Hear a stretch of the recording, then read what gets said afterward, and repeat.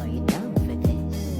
If you're in the mood, we can take it to the moon. Just like a movie scene, table for two. No need to be fake, I want you to stay. If you're no need to be fake, I want you to stay. If you're Assalamualaikum.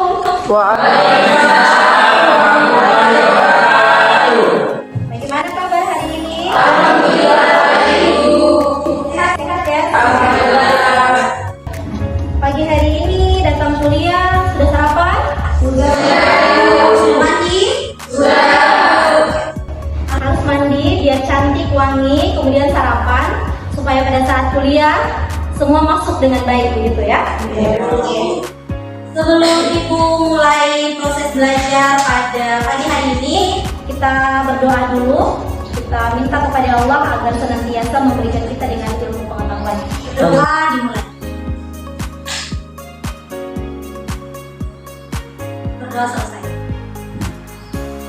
Dan pada hari ini, setelah materi yang kemarin kita sudah bahas, khususnya pada mata kuliah kita tentang telaah materi PAI. Baik, anak-anakku, mahasiswaku sekalian yang saya cintai dan saya banggakan, hari ini kita sudah masuk pada pertemuan yang keempat ya. Salah satu poin penting juga yang akan kita bahas, jika minggu lalu kita sudah bahas tentang ilmu kalam dan seluruh aliran-aliran dalam ilmu kalam, maka pada pertemuan hari ini kita akan fokus membahas tentang akal dan wahyu serta kedudukannya di dalam Islam. Saya berpikir sebelum saya memulai mungkin mahasiswa bisa merefresh sebelum nanti materinya akan saya tampilkan di layar. Namun sebelum itu akan saya absen terlebih dahulu. Masing-masing bisa mendengar namanya ya. Ibu Bismillahirrahmanirrahim. Mubarak Tauda. Rustini Rumayin. Suryadi Buamona. Walusi Leko. Sinta Dewi Dewinta. Herlina Umasugi. Vivi Aratebon. Dari sekian yang Ibu absen hari ini ada 2 orang yang alfa dan 1 orang yang sakit ya. Dan yang sakit bisa cepat sembuh, yang alfa sampaikan salam jangan alfa lagi. Oke? Hari ini kita teman-teman bisa lihat akal dan wahyu serta kedudukannya di dalam Islam. Di sini bahwa akal ini memiliki peran penting ya teman-teman mahasiswa sekalian.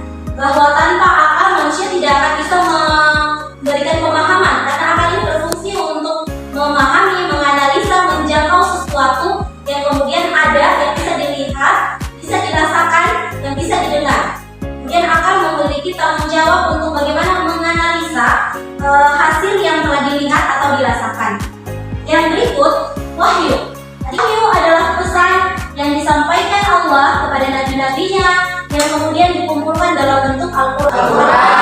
Kemudian perkataan dan perbuatan Nabi yang kita kenal sebagai Al-Hadis atau As-Sunnah. Ini adalah wahyu. Fungsi daripada akal. Fungsi akal meliputi menganalisa, menyimpulkan, mencipta, dan memecahkan masalah. Wahyu memberikan ajaran itu. Wahyu memberikan fungsi tentang keimanan, tentang keyakinan di dalam diri manusia. Kemudian yang kita lakukan itu sebagaimana tertera di dalam hukum Islam. Mulai dari yang pertama kita bersyahadat, kemudian ada kita mengerjakan sholat 5 waktu. Kita bahas tentang kekuatan akal. Boleh amin 1? Yes, mengetahui Tuhan dan sifat-sifatnya. Yang kedua, bisa bantu mahasiswa tolong. Mengetahui adanya hidup akhirat. Yang ketiga, mengetahui wajibnya manusia melakukan. Oke, yang keempat, mengetahui wajibnya manusia berbuat baik dan wajibnya dia menjauhi perbuatan jahat. Dan tentunya kekuatan daripada akal tidak dapat dilepas pisahkan dari kekuatan wahyu. Mengapa? Sebab kekuatan akal disempurnakan melalui kekuatan wahyu. Adapun kekuatan wahyu yang pertama, ketua tingkat boleh bacakan untuk teman-teman dengar. Kekuatan wahyu. Ya, wahyu ada karena izin dari Allah atau wahyu merupakan pemberian dari Allah, Sang Pencipta. Ini adalah kekuatan yang tidak bisa kita sanggah lagi. Yang kedua, ketua tingkat tolong bacakan. Wahyu yang bisa melalui 2 mukjizat yaitu Al-Quran dan As-Sunnah. Salah satu tokoh Islam yakni Ibnu Taimiyah menjelaskan bahwa akal dan wahyu itu tidak saling bertentangan satu sama lain. Artinya akal dan wahyu saling berhubungan. Tidak bisa dilepas pisahkan antara akal berdiri sendiri maupun wahyu berdiri sendiri. Keduanya berjalan berbarengan. Itu adalah hubungan akal dan wahyu. Dari fungsi, dari kekuatan yang sudah dimiliki baik akal maupun wahyu, tentu keduanya memiliki hubungan serta kedudukan yang luar biasa di dalam Islam. Kita pakai pemikiran salah satu tokoh Islam yakni Ibnu Taimiyah. Beliau menjelaskan bahwa akal dan wahyu itu tidak saling bertentangan satu sama lain. Artinya akal dan wahyu saling berhubungan. Tidak bisa dilepas pisahkan antara akal berdiri sendiri maupun wahyu berdiri sendiri. Keduanya berjalan berbarengan. Di mana beliau menjelaskan bahwa akal yang lurus akan selalu sesuai dengan wahyu yang benar.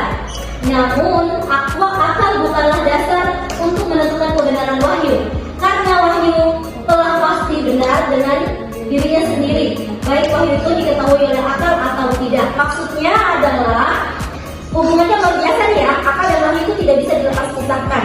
Namun pada posisi ini akal tidak menjadi dasar utama untuk menentukan kebenaran wahyu. Kenapa? Sebab wahyu itu sudah benar dengan sendirinya. Sejak awal wahyu itu turun, sejak wahyu itu diturunkan oleh Allah Subhanahu wa taala sebagai ilmu bagi manusia, wahyu itu sudah benar-benar tidak ada lagi keraguan di dalamnya. Olehnya itu kata Ibnu Taimiyah, akal tidak menjadi tolak ukur utama untuk menentukan kebenarannya. Akal hanya menjadi jembatan untuk diimplementasikannya wahyu yang sudah diturunkan oleh Allah Subhanahu wa taala. Paham sampai sini? Ya. Nah, dari penjelasan tentang Ibnu Taimiyah tadi bahwa akal dan wahyu itu tidak saling bertentangan, justru sebaliknya saling berhubungan satu sama lain, saling menentukan, saling melengkapi. Di sini saya lebih rinci kita lihat hubungan akal dan wahyu. Yang pertama menjalankan kewajiban beribadah, di mana akal dapat memahami bahwa manusia perlu berterima kasih kepada Tuhan. Namun wahyu menjelaskan cara yang beribadah dengan benar, kewajiban untuk beribadah. Akal ini berpikir bahwa ada banyak nikmat, ada banyak kebahagiaan, ada banyak rezeki luar biasa yang Allah berikan, baik itu dalam bentuk kesehatan, ilmu pengetahuan dan lain sebagainya. Lalu akal memiliki satu rangsangan untuk bagaimana mengimplementasikan rasa syukur dan rasa terima kasih. Nah, wahyu mengambil peran di sini. Di dalam ketika akal memikirkan hal itu, wahyu memberikan tanggung jawabnya untuk menjadi jembatan yang paling luar biasa, di mana di dalam wahyu itu diajarkan tata cara untuk menyampaikan rasa syukur kepada Sang Pencipta melalui proses ibadah. Yang kedua adalah mengetahui baik buruk, di mana akal dapat memahami bahwa perbuatan baik itu lebih baik daripada perbuatan yang buruk. Namun wahyu memberikan batasan-batasan yang jelas tentang baik dan buruknya. Jadi akal sudah bisa menjangkau bahwa ini baik dan ini buruk. Tetapi lebih jelas wahyu memberikan pandangannya, wahyu memberikan ketegasan tentang nilai plus minusnya dari sesuatu yang kita lakukan, baik itu kebaikan maupun keburukan. Dan ini tidak hanya pada aspek kehidupan duniawi semata, tetapi wahyu menjelaskan lebih lanjut tentang kehidupan di akhirat.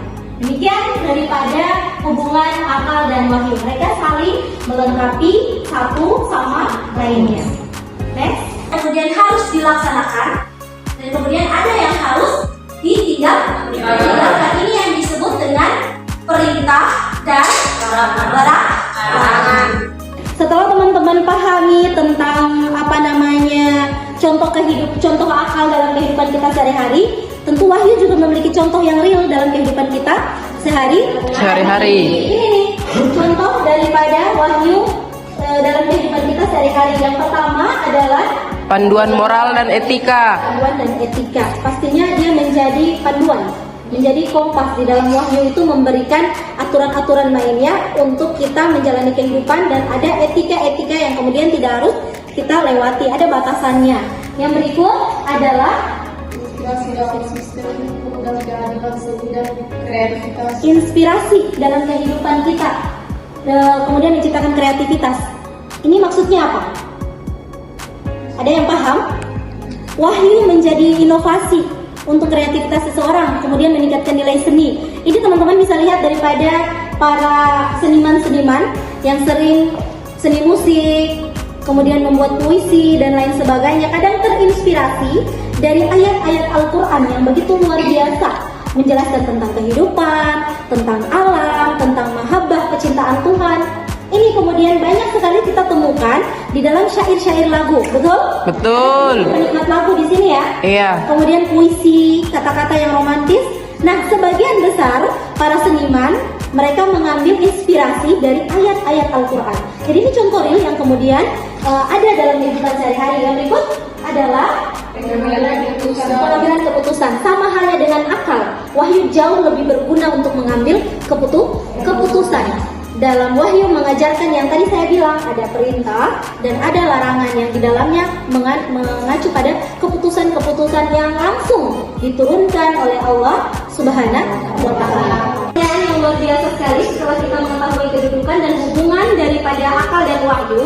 Tentunya muncul pertanyaan yang menarik, yaitu bagaimana sih kedudukan atau posisi akal dibandingkan wahyu ya, yang tadi poin pertanyaannya. Jadi benar teman-teman mahasiswa sekalian harus diketahui bahwa akal itu tidak akan lebih tinggi atau tidak akan lebih dominan daripada wahyu.